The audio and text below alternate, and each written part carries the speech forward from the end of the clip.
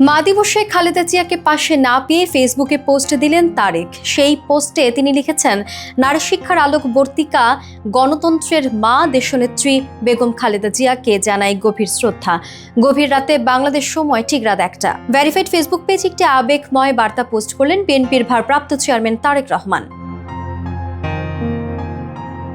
এছাড়া তারেক রহমান শুভেচ্ছা জানিয়েছেন বিশ্বের সকল মাকে। সেখানে তিনি বলেছেন, মা হচ্ছেন এক বিস্ময়কর প্রতিষ্ঠান।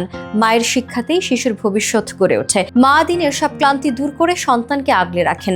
মাতৃত্বের প্রতি উৎসর্গিত এক অনন্য দিবস মা দিবস।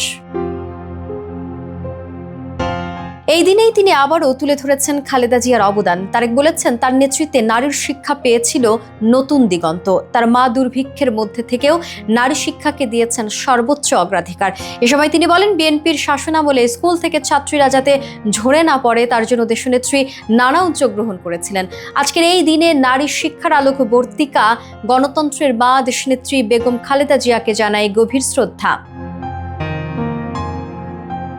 এদিকে তারেক রহমানের প্রত্যাশা, সব মা যেন সন্তানদের গড়ে তুলতে পারেন যোগ্য নাগরিক হিসেবে। সন্তানকে সঠিক পথে পরিচালনায় মায়ের ভূমিকাই সবচেয়ে বড়। তারেক রহমানের এই আবেগঘন বার্তা শুধু এক সন্তান নয়, একজন রাজনৈতিক নেতার পক্ষ থেকেও মাতৃত্বের প্রতি গভীর সম্মান আর ভালোবাসার প্রতিচ্ছবি।